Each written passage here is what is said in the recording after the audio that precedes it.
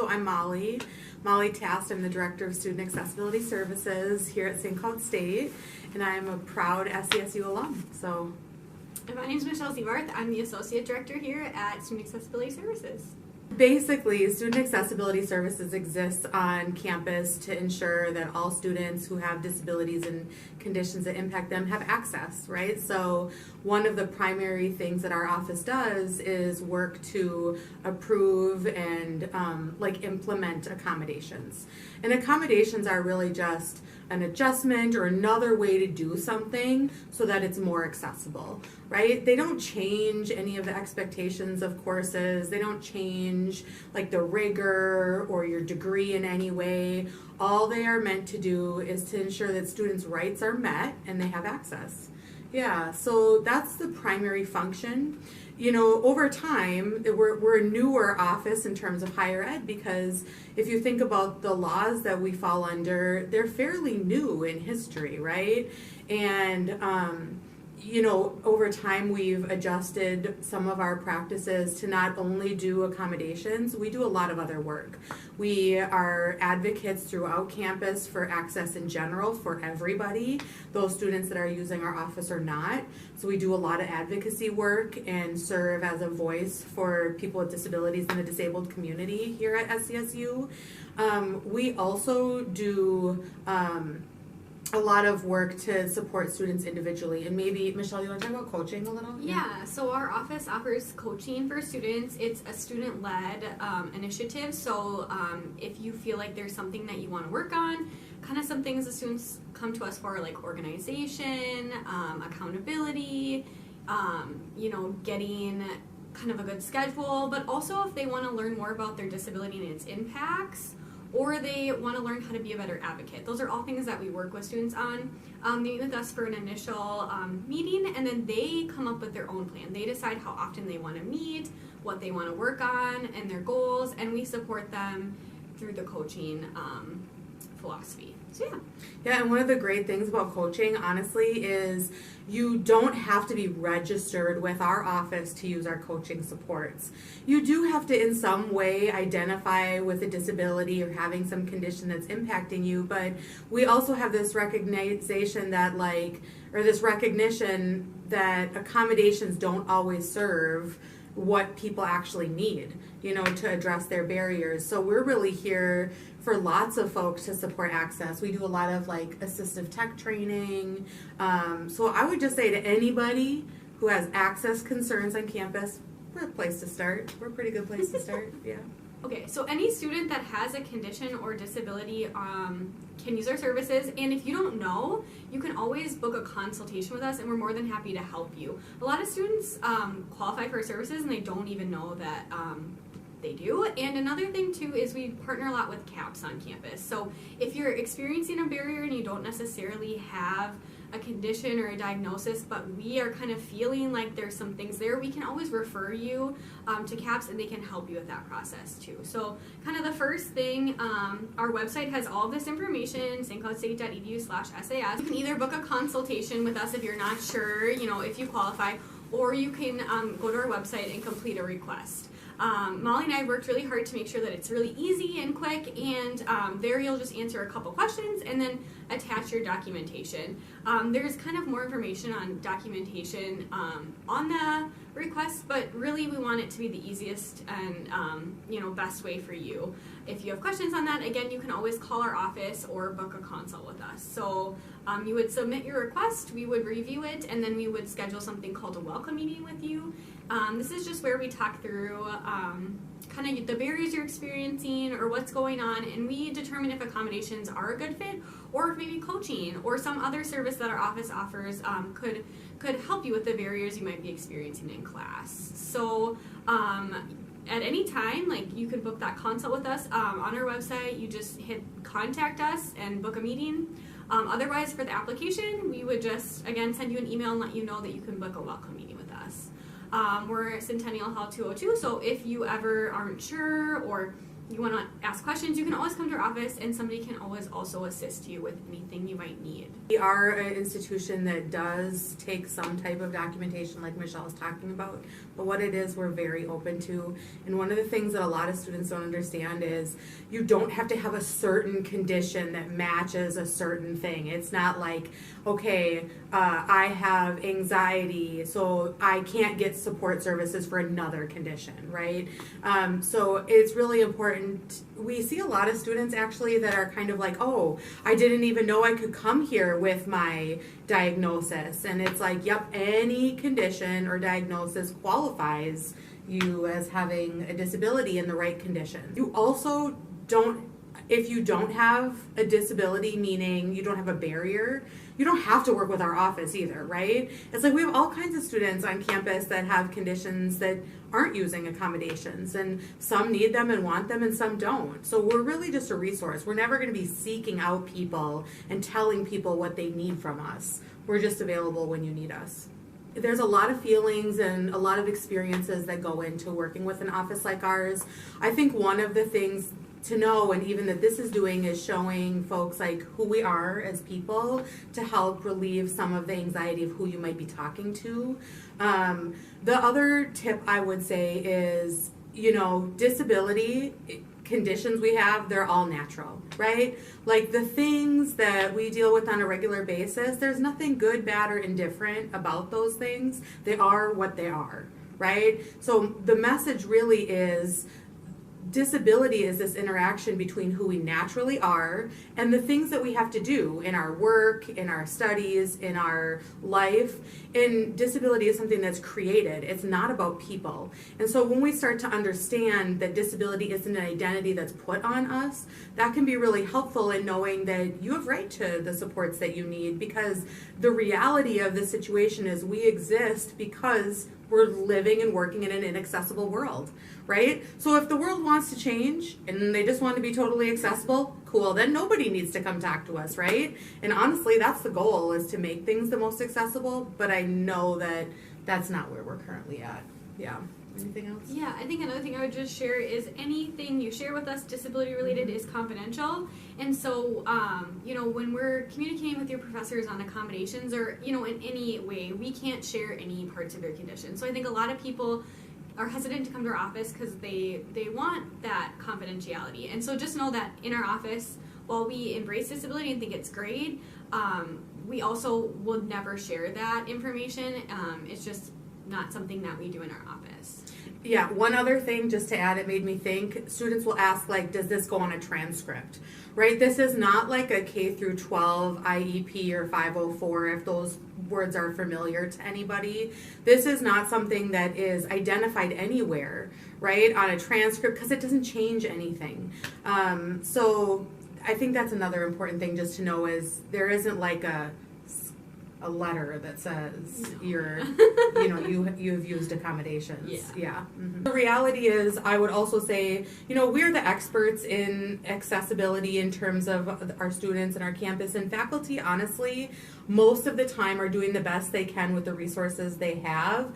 But there's this missing education piece, right? Like, faculty don't always have all the time to be able to understand the deep levels of creating accessible environments that we do. So we would also just want to let faculty know that we're available, right? If you want to make your course more accessible, we're your people. Like, we want to partner with you. We want to share tips and tricks about how to do that.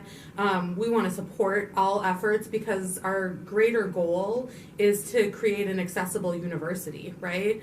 And so that would be what I would say, is we're just always open.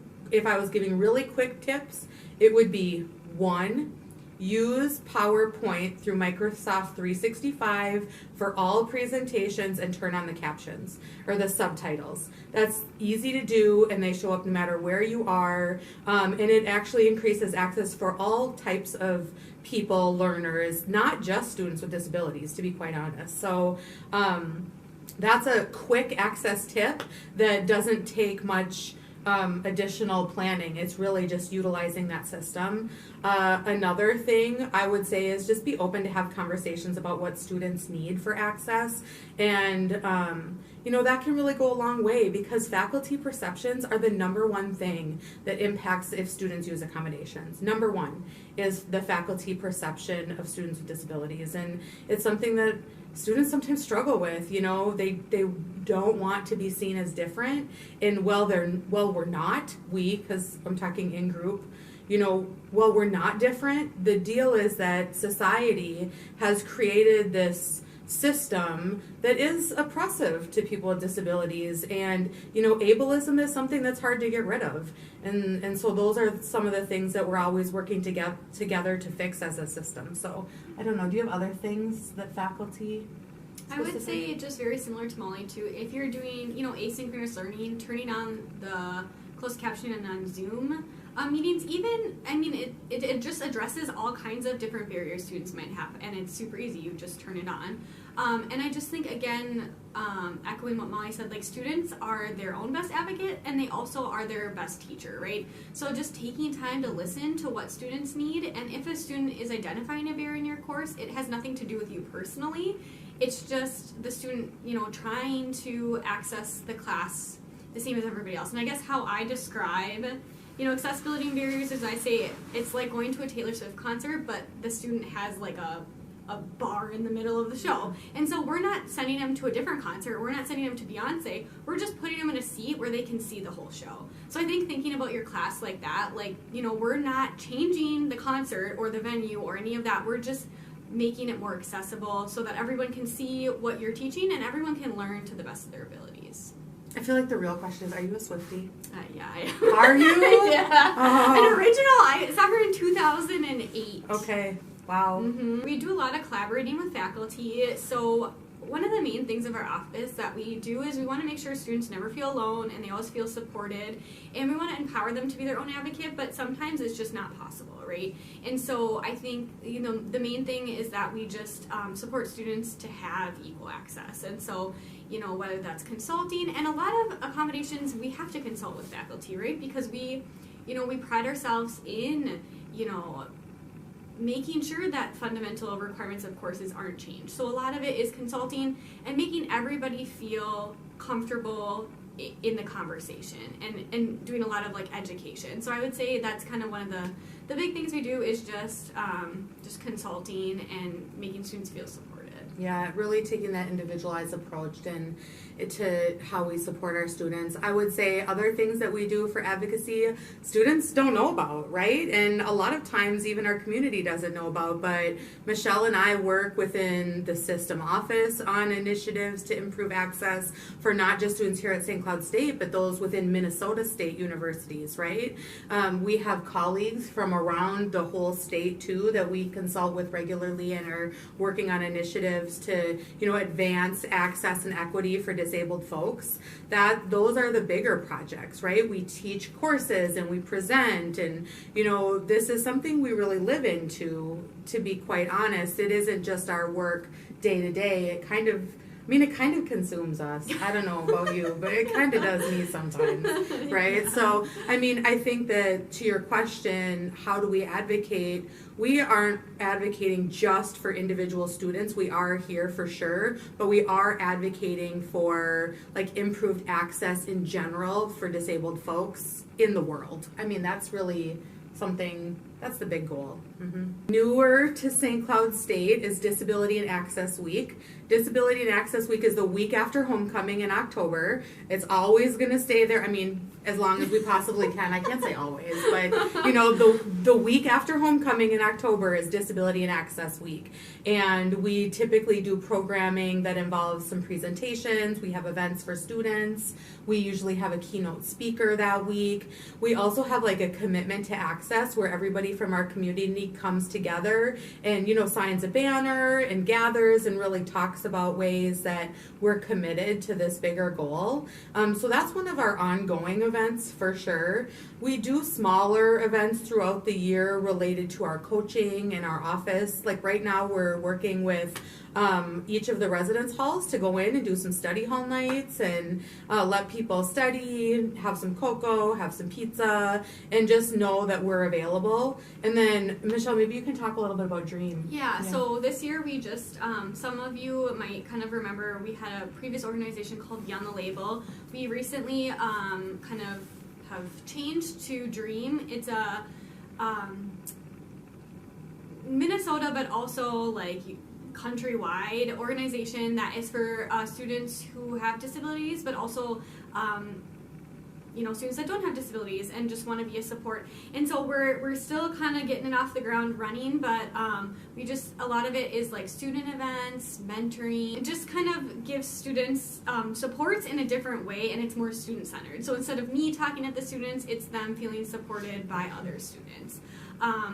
A lot of Minnesota State universities are part of this program, and so the University of Minnesota, Mankato, Bemidji, they all have chapters, and so we're hoping to do more collaboration between universities too, moving forward. And we're looking for leaders. I mean, it's very new, right? So this is something that we have just known as a gap that students talk about, but we know how hard it is to get involved on campus too, especially around our area. So, we're seeking leaders to make this be whatever you want it to be. This isn't something that we're trying to, that's why we're not speaking about it like, here's the plan, or here's what we're doing. It's because we're waiting for those student leaders to come forward and say, this is what we want it to be, and make those determinations. So contact Michelle if you want to help with the initiative and lead Dream. We are hoping to have some stipends even available for our student leaders in this program starting in fall 2024.